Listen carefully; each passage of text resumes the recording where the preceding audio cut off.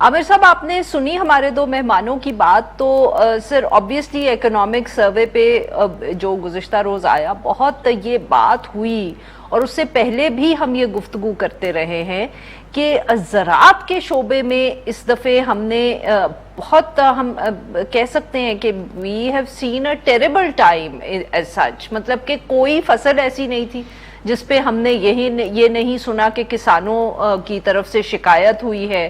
Finance minister ने अलबत्ता ये गुफ्तगू की, उन्होंने कहा कि ये सब कुछ जो है मौसमियाती तब्दीली की वजह से हो रहा है। तो ये बात आपसे पूछनी सर अहम इसलिए भी थी क्योंकि बड़ी गजब की गर्मी थी ईद के ऊपर। तो क्या सारा मसला मौसमियाती तब्दीली का ही रहा है? Because Pakistan is usually had an agriculture sector that does well.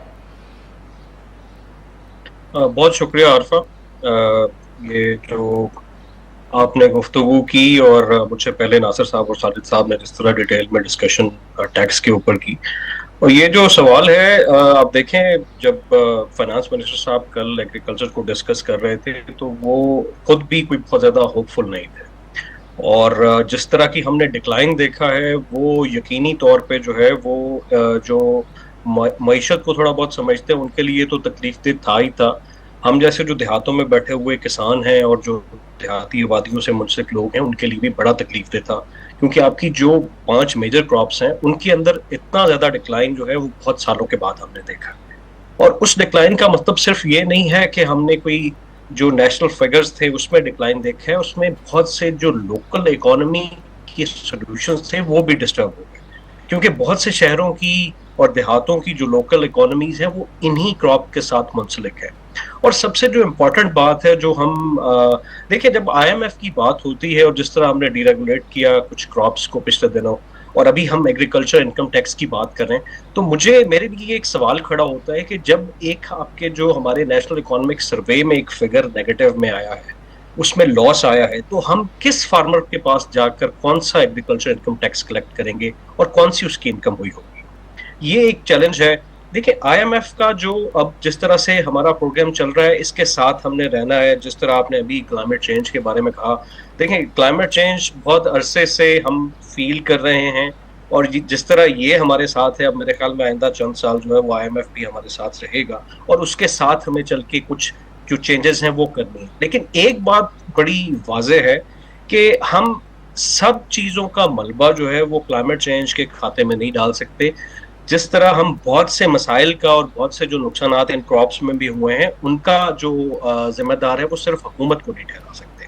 देखिए, इसमें क्लाइमेट चेंज एक फैक्टर ज़रूर था, बट बहुत सी ऐसी चीज़ें थी जिसमें सीड की दस्तयाबी थी। सबसे बड़ी बात थी हायर इनपुट कॉस्ट। हमने बहुत सा जो प्राइसेस हैं वो देखिए, अभी पिछले दिनों कंपटीशन कमीशन ऑफ पाकिस्तान ने इनपुट सप्लायर्स के ऊपर एक जुर्माना जो है वो आयद किया है। तो उससे ये वाज़ेह नहीं होता कि इनपुट कॉस्ट जो हमारी बढ़ रही है, अभी तो ये सिर्फ एक जो है सेक्टर उसको देखा गया है, अभी इसके अंदर बहुत से इनपुट सप्लायर हैं इस वैल्यू चेन के अंदर जिनकी अकाउंटेबिलिटी करने की जरूरत है। आमिर साहब, हम अगर 50,000 रुपए पे सर टैक्स दे सकते हैं तो एग्रीकल्चर में अगर कोई इनकम अगर वो कर रहा है अर्न, तो क्यों नहीं आप लोग उस पर टैक्स लगने दे चाहते? मैं बिल्कुल मैं यही अर्ज कर रहा था कि इनकम तो वो टैक्स पे कभी भी नहीं चाहता कि वो टैक्स ना दे, वो एक जिम्मेदारी शहरी है।